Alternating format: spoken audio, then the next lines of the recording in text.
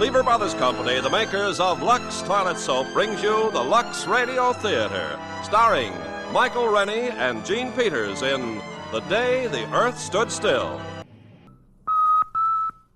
thing was noticed in Hong Kong first on the British radar. But that's impossible. That thing must be doing about 4,000. That can't be aircraft, sir. Must be a buzz bomb. Better give an alarm. Keep it steady, though. Maybe faulty equipment. If the British radar in Hong Kong was faulty, so was the radar all over the Orient and Asia and Europe. So were the announcers on the radio. This is Moscow. This is Calcutta, India. This is Radio Luxembourg.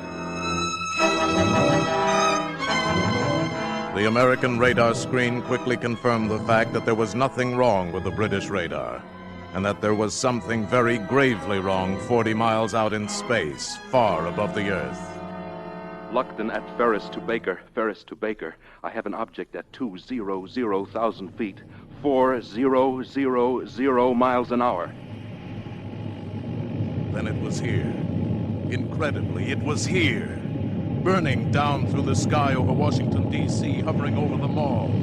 Descending. They're here! They're come! They're here! They're here!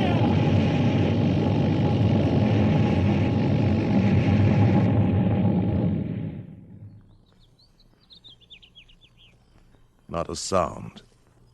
Stillness.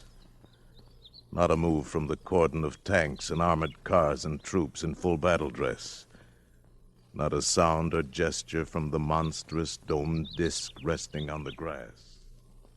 The ship designed for travel outside the Earth's atmosphere landed in Washington today at 3:47 p.m. Eastern Standard Time. We still do not know where it came from. The ship is now resting exactly where it landed 2 hours ago. So far, there is no sign of life from inside the ship. Behind the cordon of troops, tanks, and artillery is a huge crowd of curiosity seekers. Every eye, every weapon is trained on the ship. The atmosphere is one of terrific tension rather than of fear. It's been that way for... Just a minute, ladies and gentlemen. I think something's happening. The spaceship is opening up. Someone is coming out.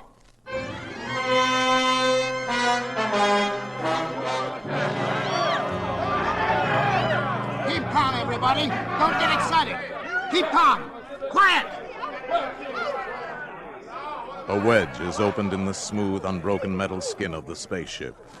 A ramp slithers out on the grass. Against an eerie glow of unearthly light from inside the spaceship stands the spaceman. He is a man, entirely like ourselves. He wears a close-fitting suit like a deep-sea diver's armor, but of alien material. A spherical helmet entirely conceals his head. He holds up his hand. He is going to speak. We have come to visit you in peace and with goodwill.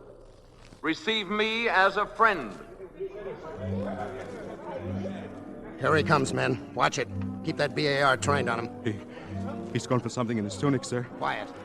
It's a ray gun or something. I'm gonna let him have it! No, wait! You fool, he's down! Hold back that crowd! Everybody! Back! Your wound doesn't look too bad. I'm sorry, but you shouldn't have gone for that ray gun. It was not a weapon. He understands us. It was a gift for your president. With it, you might have studied life on other planets. What's bothering the crowd, Lieutenant? Tell him to... Oh, no. Oh, no! A nightmare stands on the ramp leading out of the spaceship. A mechanical giant, monstrous, all metal and menace, with a visor in his helmet lifting slowly, revealing a dreadful light boiling within that metal head.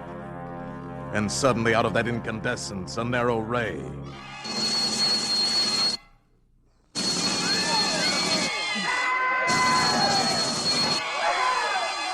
Rifles, tanks, artillery glow with that terrible incandescence and become vapor in a mush of puddled steel.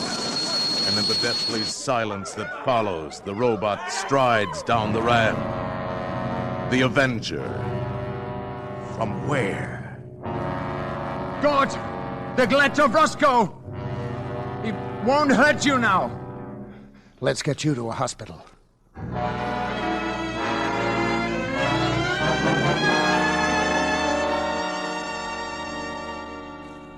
Good afternoon, sir. Good afternoon. The doctors here tell me your wound is not serious. No. It amazes them that it's almost healed already. I'm very glad. It should serve as some sort of indication of our powers. My name is Harley, secretary to the president.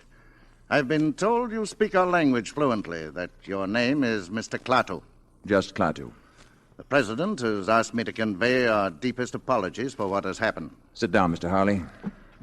I'm sure I don't have to point out that your arrival was something of a surprise. Had you been traveling long? About 5 months. Your months? You must have come a long way. About 250 million of your miles. Naturally, we're very curious to know where you come from. From another planet. Let's just say that we're neighbors. It's rather difficult for us to think of another planet as a neighbor. I'm afraid in the present situation you'll have to learn to think that way. The present situation? I mean the reasons for my coming here. Would you care to talk about it? Not now, or with you alone. Perhaps you'd rather discuss it personally with the president. I want to meet with the representatives from all the nations of the Earth. I'm afraid that would be a little awkward. Why? In view of the tensions and suspicions in our world today, such a meeting would be impossible. Mr. Harley, my mission here concerns the existence of every last creature who lives on Earth. It must not be complicated by the childish jealousies, intrigues, suspicions of your planet. Our problems are very complex. You mustn't judge us too harshly. I'm impatient with stupidity. My people have learned to live without it. The president will, of course, do his best to bring about the meeting you desire. I know it'll be quite useless. I wish it were otherwise. I'm very sorry, Mr. Klaatu. Wait. Before making any grave decisions, I think I should get out among your people. Become familiar with the basis for these strange, unreasoning attitudes. Our military people insist that you do not attempt to leave the hospital. The door will be locked. I'm sure you understand. Good day, Mr. Klaatu.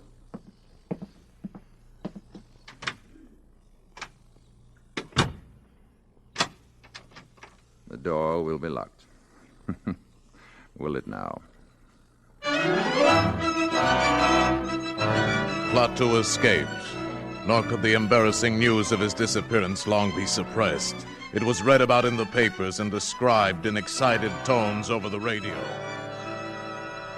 Authorities at Walter Reed Hospital still refuse to comment on how he managed to escape, except to say that he broke into a hospital locker and stole clothing belonging to a staff doctor. While the government does not minimize the crisis... This was the latest and the only news, and among the countless millions listening were two men and a woman in an ordinary home on an ordinary street in Washington, Mrs. Crockett's rooming house. There was Mrs. Crockett and Helen Benson and little Bobby Benson. We may be up against powers that are beyond our control or understanding. Oh, and that we... I just can't stand any more of this. Oh, I wanted to hear more, Mrs. Crockett. It's exciting, isn't it, Mother? Hush, Bobby. Exciting? It's enough to drive a person... Oh! Who are you? I'm sorry. I saw your sign outside and the door was open. My name is Carpenter. Yes? I'm looking for a room. Oh, yes. I do have a nice room. Are you a G-man? No, I'm afraid I'm not. I bet he is, Mom. I bet he's looking for that spaceman. I think we've all been hearing too much about spacemen, Mr. Carpenter. This is Mrs. Benson, Mr. Carpenter. How do you do? And this is little Bobby, my youngest guest. Hi. I'm Mrs. Crockett. You're a long way from home, aren't you, Mr. Carpenter? How did you know? Oh, I can tell a New England accent every time. This way, please, Mr. Carpenter.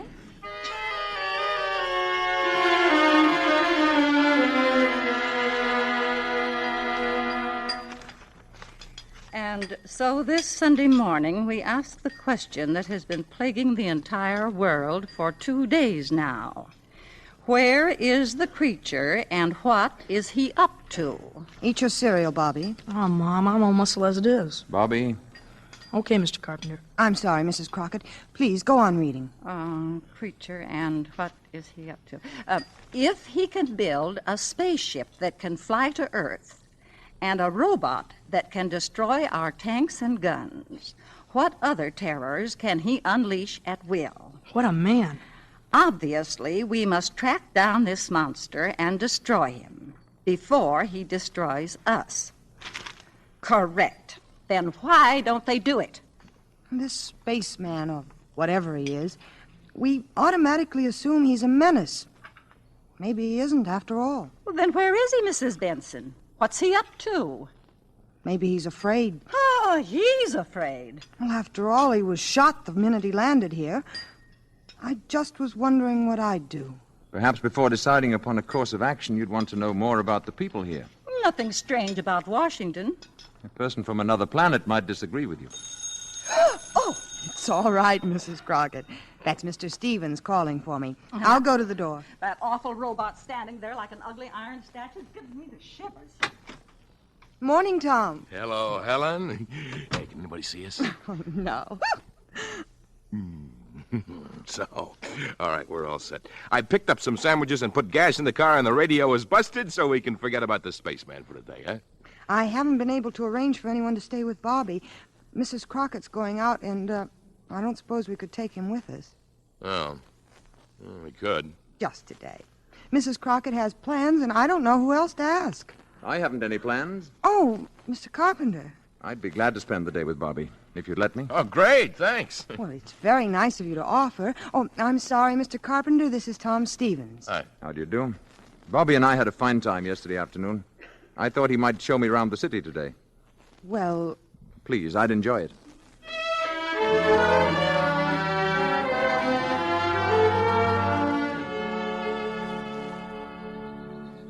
And this is where my father is buried. Robert Benson, Virginia, 1st Lieutenant, 45th Infantry. April 10th, 1916, January 29th, 1944. Your father was very young, wasn't he, Bobby? He was killed at Anzio. Did all these people here die in wars? Well, most of them. Didn't you ever hear of Arlington Cemetery? I'm afraid not. You don't seem to know much about anything, Mr. Carpenter. I've been far away, Bobby. Don't they have places like this where you've been? Not like this one. You see, they don't have any wars. Let's walk. All right. What would you like to do now? Go to the movies. All right. No fooling? No fooling. Do you have to have money to go there? Well, I've got $2. I'll treat you, okay? No, I want to take you. Look, do you think they'd accept these? Oh, gee, what are they? Diamonds? Well, in some places, these are what people use for money. They're easy to carry, and they don't wear out. I bet they're worth $1 million. Would you give me your $2 for 2 of these? Sure, okay. There you are. Let's not say anything to Mom about this, huh? Why not? Well, she doesn't like me to take advantage of people. Hey, before we go to the movies, would you like to see the Abraham Lincoln Memorial? Thank you. Yes, I would. Well,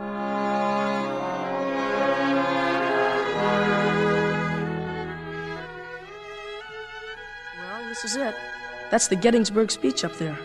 That this nation under God shall have a new birth of freedom, and that government of the people, by the people, and for the people shall not perish from the earth. Those are great words. That's some statue. That's the kind of man I'd like to talk to. Bobby, who is the greatest man in America today? Oh, gee, I don't know. The spaceman, I guess. I was speaking of Earthmen. Oh, I don't know. The president? I mean the greatest philosopher, the greatest thinker, scholar. Oh, well, that's Professor Barnard, I guess. Yes, Professor Barnard. He's the greatest scientist in the world, and he lives right here in Washington, right near where my mother works. Where is that? Department of Commerce. She's a secretary. Why? I have an idea, Bobby. Let's go see Professor Barnard. What for? You just said he's the greatest man in America. You're kidding, aren't you? Wouldn't you like to meet him? Oh, sure I would. Oh, go on. I bet you'd be scared. Maybe we can scare him more than he can scare us. I like you, Mr. Carpenter. You're a real screwball.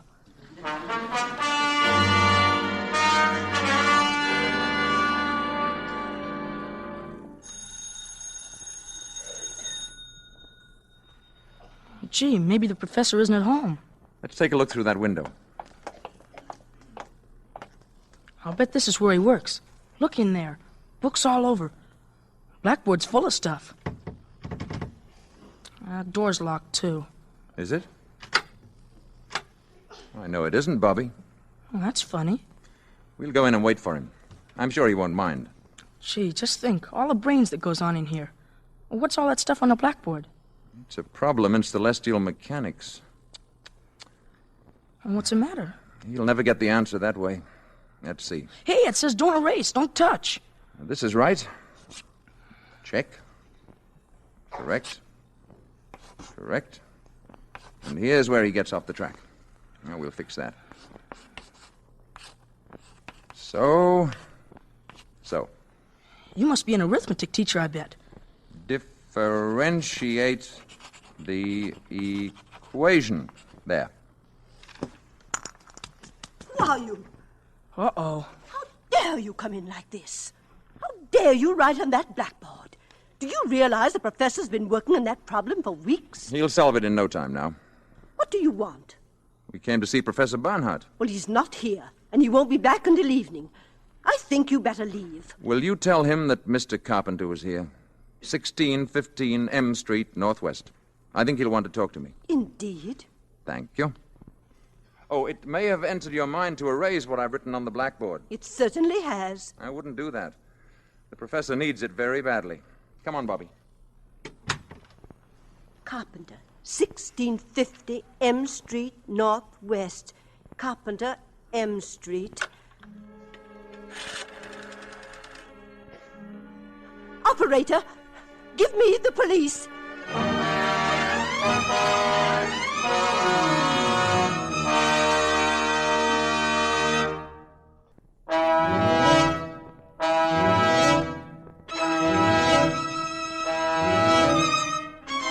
It is early evening of the same day. Tom Stevens and Helen Benson drive up to the boarding house after their picnic, quite unaware of the dark squad car parked at the curb a few feet ahead.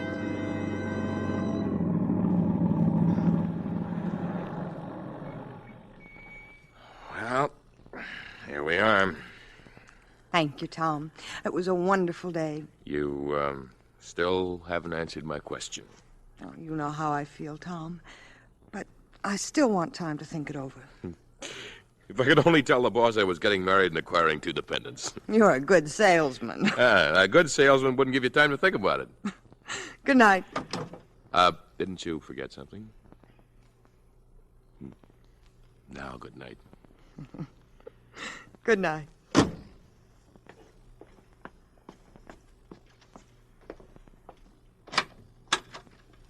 Night.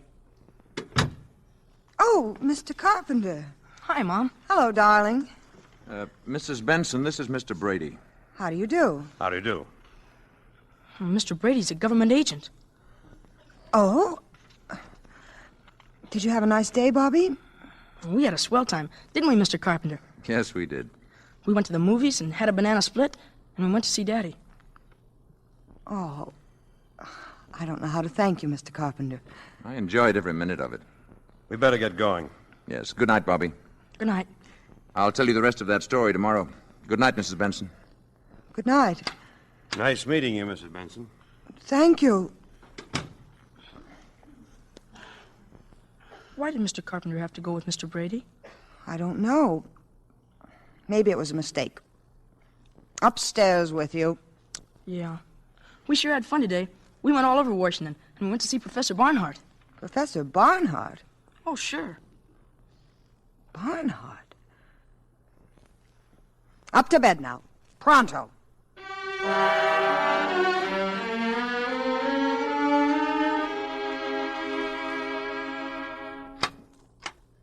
Is this the man you wanted to see, Professor Barnhart? Oh, thank you, Mr. Brady.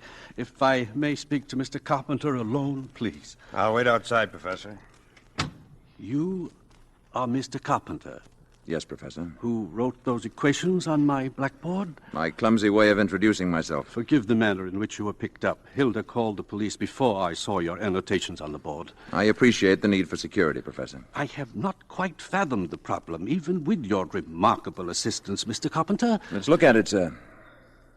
All you have to do now is substitute this expression at this point. Yes, that will reproduce the first-order term, but what about the effect of the other terms? Negligible. With variation of parameters, this is the answer. How can you be so sure? Have you tested this theory? I find it works well enough to get me from one planet to another. Klaatu. I spent 2 days at your Walter Reed Hospital. I was interviewed I variously. need no proof. This blackboard is proof. If you're not interested, or if you intend to turn me over to the Army, we needn't waste any more time. Interested? Will you excuse me one moment, please? Mr. Brady, you may go now. Please thank General Cutler and tell him that I know this gentleman. So much for that, Klaatu. Now, please sit down. You have faith, Professor. Faith and curiosity. Do sit down. I have several thousand questions to ask you. I would like to explain my mission here. That is my first question. It was my hope to discuss this officially with all the nations of the world. I was not allowed the opportunity. Now, we know from scientific observation that your planet has discovered a rudimentary kind of atomic energy. We also know that you're experimenting with rockets. Yes, that is true. What exactly is the nature of your mission? To warn you that your planet faces danger. What I have to say must be said to all concerned. I come to you as a last resort. Must I take drastic action in order to get a hearing? What sort of action do you mean? Violent action? Perhaps leveling the island of Manhattan? Or toppling the Rock of Gibraltar into the sea? Well? Would you, for example, be willing to meet with a group of scientists I'm calling together? We're having our first meeting tonight. Perhaps you could explain your mission to them, and they in turn could present it to their various peoples. That is what I came to see you about. One thing, Klaatu. Suppose this group should reject your proposals. What is the alternative? There is no alternative, Professor. In such a case, the planet Earth would have to be eliminated. Such power exists? I assure you such power exists. The scientists who are attending these meetings have come here from all over the world. Now, this power you speak of, they must be made to realize that it exists. Now, you mentioned a demonstration of force. Yes. Something that would affect the entire planet? That can be arranged. Perhaps a little demonstration. Something dramatic but not destructive. It's quite an interesting problem. Would tomorrow be all right? If you say so. Say about noon? Then tomorrow at noon. Good.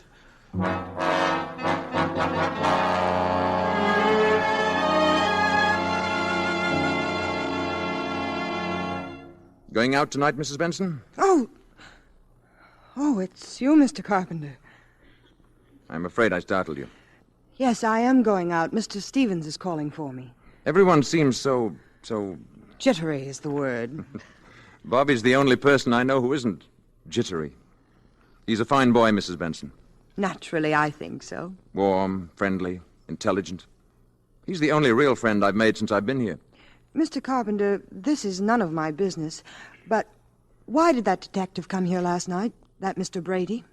Bobby and I tried to see Professor Barnhart in the afternoon, but he wasn't in. Apparently they thought I was looking for secrets of some kind. Oh, that must be Tom now.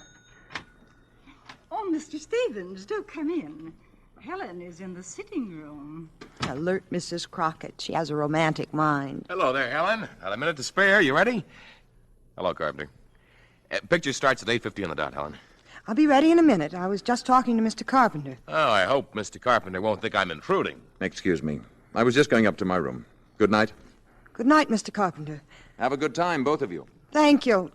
Tom, that was awful. I'm sorry. I guess I'm just tired of hearing about Mr. Carpenter. Mr. Carpenter. Shh. I don't like the way he's attached himself to you and Bobby. After all, what do you know about him? Very little, it's true. Well, let's not stand and talk about it anymore. I'll go up and get my things.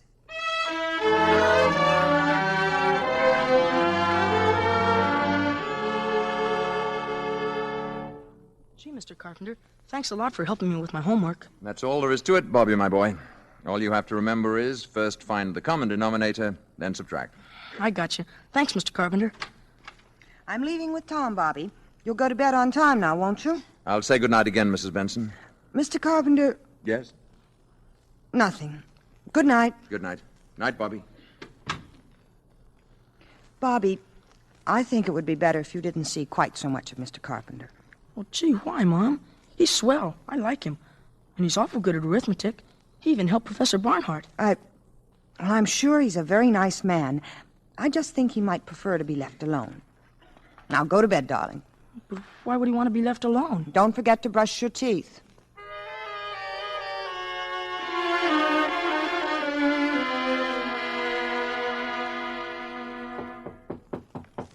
Come in. Bobby, do you have a flashlight I might borrow for tonight? Oh, sure, Mr. Carpenter. It's a real Boy Scout one. Thank you, Bobby. Why do you want it? The light in my room went out. See you tomorrow. Better get into bed now. Gee, I wonder if the batteries are any good. Mr. Carpenter! Bobby went to the door and opened it. What he saw down the hallway puzzled him. Mr. Carpenter's door was ajar and light was pouring out of his room. Funny. He said his light went out. Then Mr. Carpenter came out carrying the flashlight and stealing down the steps like a thief. This was peculiar, but this was adventure. Bobby followed Mr. Carpenter, and what he saw couldn't have been a dream. It was too real. But it couldn't have been true either. It was too deliciously frightful. Dream or not, it was filled with darkness, stung by staccato flashes from a genuine Boy Scout flashlight. Flashes that activated a giant robot into knocking out his guards, so that Mr. Carpenter from the boarding house could get into the shed the Army had built around the spaceship. And dream or not, Bobby saw this Mr. Carpenter go into the spaceship. And then a wave of sheer terror swept over Bobby at last, and he turned and ran wildly away, the way little boys always run in nightmares, trying so hard and moving so slowly and all the time falling down. It was awful. It was swell.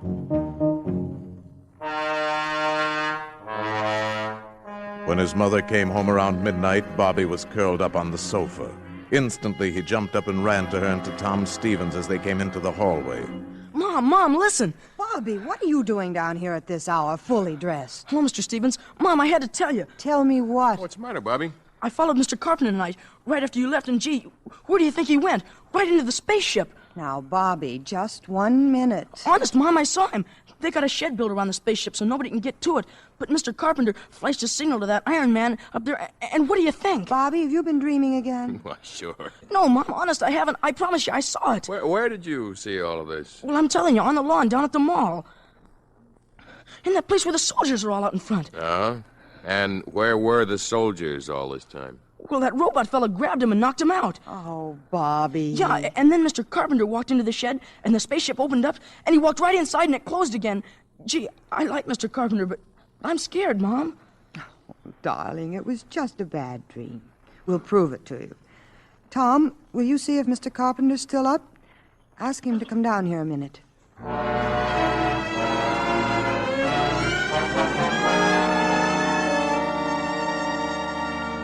Helen. Yes, Tom?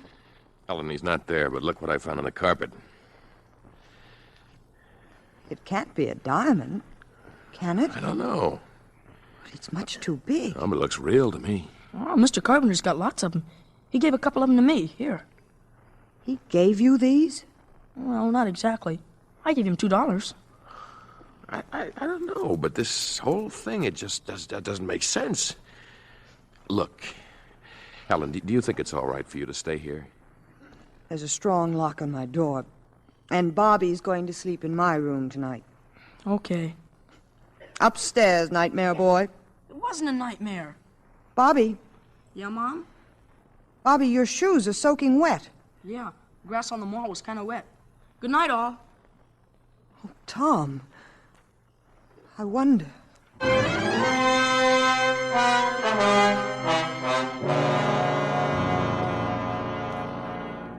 Klaatu had promised what Professor Barnhart termed a little demonstration. Promised it for the following day at noon. It is now 2 minutes to 12. In the Department of Commerce building, Helen Benson has left her office on her way to lunch. She stands in the corridor waiting for an elevator. Mrs. Benson. Mr. Carpenter, what are you doing here? I came to see you. Well, I was just going to lunch. What is it? I saw Bobby this morning before he went to school. Yes? I want to know what he told you. Oh, Bobby has such an active imagination. Did you believe what he told you? Really, Mr. Carpenter, this is where I work, and I only have a short time for lunch today. If you'll excuse me... I'll go down with you. If you like. The service elevator's open. You'll have to press the button, Mr. Carpenter. Oh, yes, yes.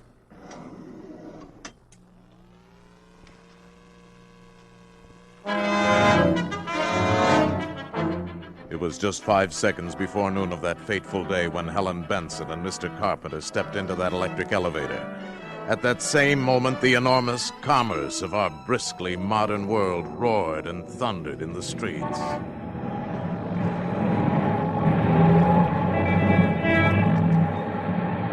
"5 seconds to noon. 4 seconds. 3 seconds. 2 seconds. 1. 0.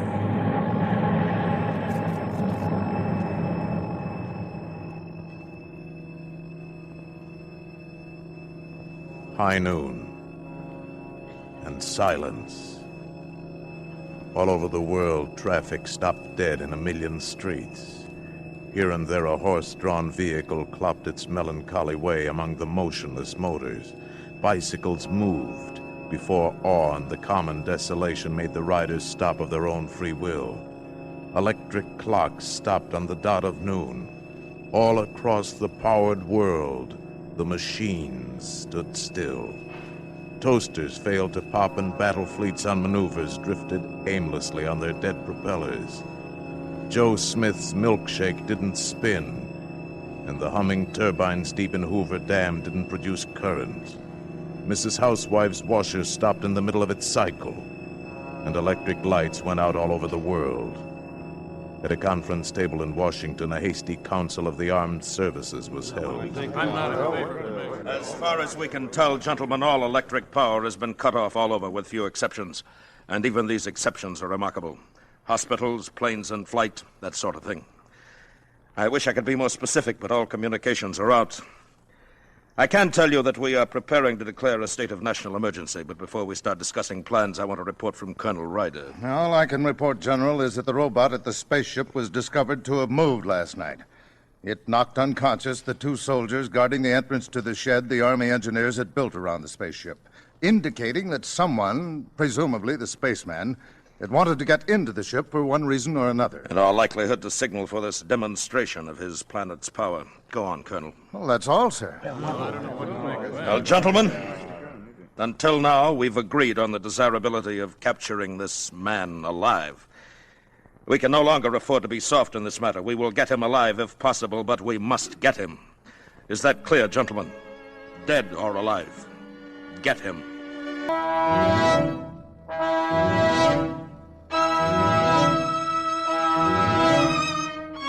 All over the world, electric power has been neutralized on the stroke of noon, as a token of the spaceman's power and as a warning to the Earth. While they've been trapped between floors in an elevator, the spaceman has told Helen his identity and purpose here. I've already told you more than I told Professor Barnhart, because my life, in a sense, is in your hands. But if I die, a world, your world, may die too. Yes, I understand. I thought if you knew the facts, you'd appreciate the importance of my not being caught before the meeting tonight with the world scientists. Yes, of course. Of course I do. You hold great hope for this meeting, don't you? I can see no other hope for your planet. If the meeting should fail, then I'm afraid there is no hope.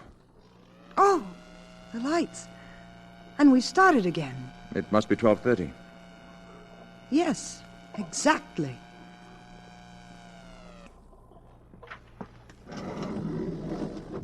Where are you going now? Back to the boarding house. I'll be safe there for the afternoon. I'll be able to keep an eye on Bobby. He's the only other person who knows about me. No. Wait a minute. There is someone else. How? They can't be. Tom. He was with me last night when Bobby told me what he saw. Oh. Well, of course, he doesn't know anything definite, and, well, he talked to me first before... But then we can't take a chance, can we? Can you get in touch with him? I think so. I mean at once, now. I'll try. You will. You must.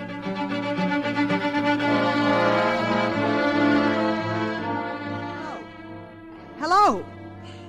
Operator, I was connected with my party. Please. Hello? Oh, is this Mr. Tom Stevens' office again? We were Well, I must speak to Mr. No, Mr. Stevens. Yes, this is Mrs. Benson. Benson! Well, when do you expect him in, then? Well, will you tell him I called, and please not to leave his office. I'm coming down to see him. Yes, it's very important. To you, too.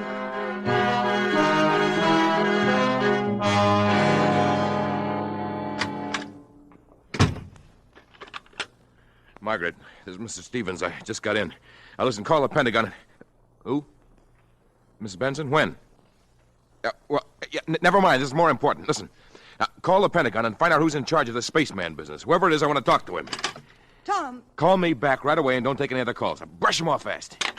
Tom, I've been trying to get you all afternoon. I've got some pretty terrific news about your good friend, Mr. Carpenter. What about him? He's the man from the spaceship. I had that diamond or whatever it is checked at 3 different places. Nobody on Earth's ever seen a stone like that. And after what Bobby's told us, that's enough for me. Why is it nobody knows about this Mr. Carpenter? Why hasn't he got any money? All right, Tom. It's true. Yeah. How do you know? You've just got to promise me you won't say a word to anybody. Oh, nobody but the Pentagon. Please, Tom. Are you crazy? After what happened today, he's a menace. You don't understand. You don't realize how important this is. Important. Of course it's important, and we can do something about it. You mustn't do anything about it, Tom. Believe me, I know what I'm talking about. I say he is dangerous. It is our duty to turn him in. He isn't dangerous. He isn't a menace. He told me what he came here for. Oh, honey, don't be silly because you happen to like the guy. Do you realize what this will mean for us? I'll be the biggest man in the country. I'll write my own ticket. Is that what you're thinking about? Listen, somebody's got to get rid of him. Tom, I'm not going to let you do it. Tom, don't. Hello, Margaret? Yeah. General Cutler? Good. Now, hold on. You don't know what you're doing. It isn't just you and Mr. Carpenter. Mr. Carpenter. It's everybody. The rest of the world is involved. I don't give a hang about the rest of the world. I'm in this for me. Tom. Now, you'll feel different when you see my picture in the papers.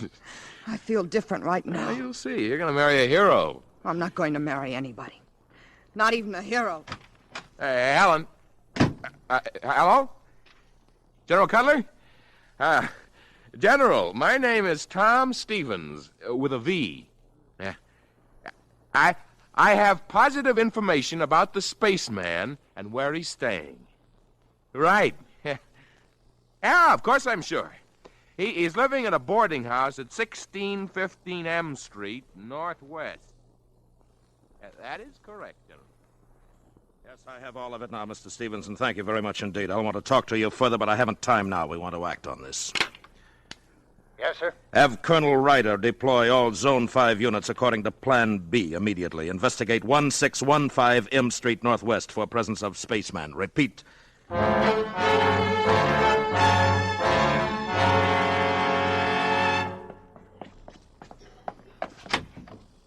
Mr. Carpenter. Right here. Did you see Tom? What does he say? It's no good. It's too late. I got a taxi outside. Hurry.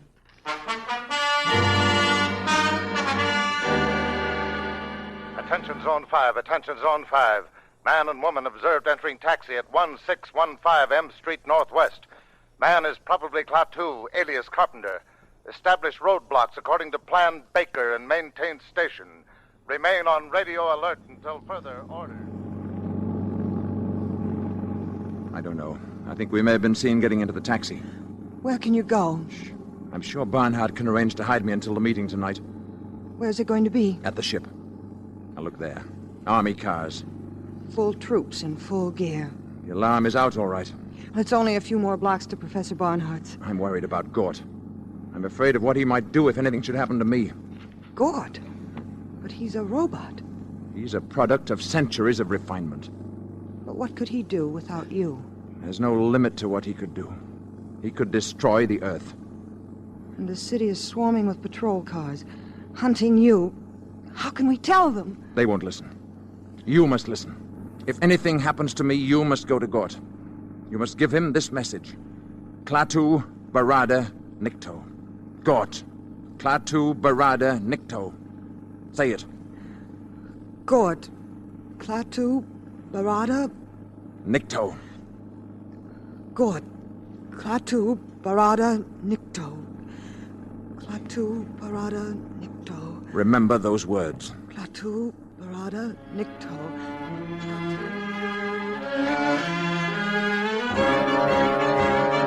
Attention Zone 5. Taxicab moving north on 14th Street from Harvard Street. Man and woman in back seat. License number H0012. H0012. Section 2, close in. This is your target vehicle. We're hemmed in. Driver will get out here. I'm going to try to run for it. If they get me, you get to Gort. Now. There he is! Stop or shoot! Stop it, we'll fire! Mr. Carpenter! God, run! Never mind, I'll check the guy.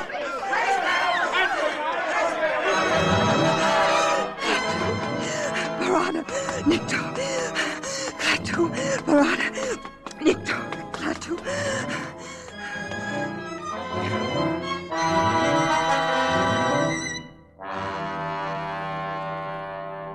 Centuries, ages of superhuman, superplanetary skill had bred intuition and a dim power of reason into the enormously complex intelligence inside of Gort's metal brain case.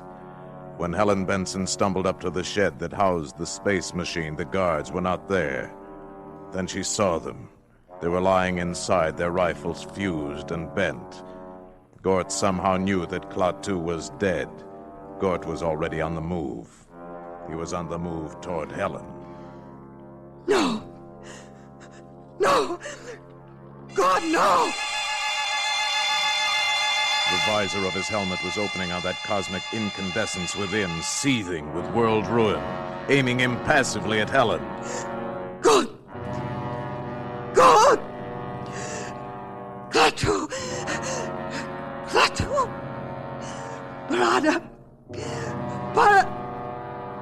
Nikto!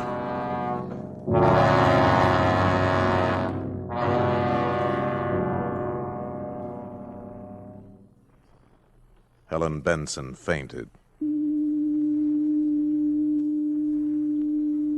When she returned to consciousness, she was lying on a dais bathed in a soft, shadowless light, in a chamber vaguely circular of completely unfamiliar build. She was in the space machine. Across the room stood Gort with his back to her, and lying in front of him on a platform was Klaatu. Mr. Carpenter. Gort, the machine, the automaton, was applying electrodes to his master, and a piercing, whining, maddening sound filled the ship. Klaatu moved. He sat up. Stood up. Mr. Carpenter. Hello. I thought you were... I was. They took me to an emergency hospital at the city jail. Gort broke in and took me back here. This technique can restore life in some cases, only for a limited time. How long? No one can tell. Time enough and more for me to go outside and speak to Professor Barnhart's scientists. I must speak to them. It's what I came for. Gort will put out the ramp.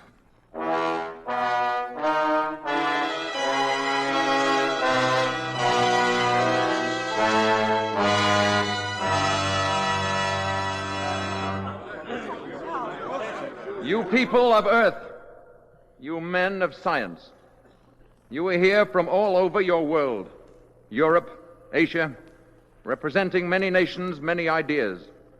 I am leaving soon. You will forgive me if I speak bluntly. The universe grows smaller every day. Where I come from, we believe there must be security for all, or no one is secure. This does not mean giving up any freedom, except the freedom to act irresponsibly. This is the message that I ask you to take back when you return to your native lands. Tell your people and your governments that we have created a race of robots whose function it is to patrol the planets in spaceships and preserve the peace. At the first sign of treachery, they will act automatically. Nothing you have here on Earth can stop them. The penalty for provoking their action is too terrible to risk. Your choice is simple. Live in peace or perish in violence. We shall be waiting for your answer. The decision rests with you. Gort Baringo.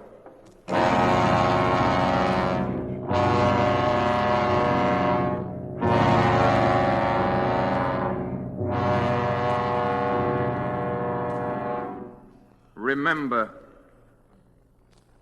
I'll remember, Mr. Carpenter.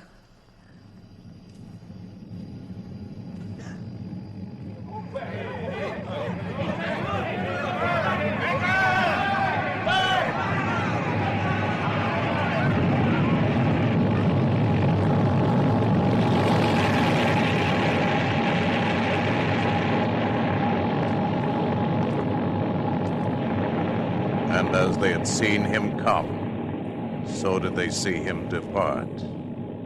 And the people of the earth pondered upon the warning.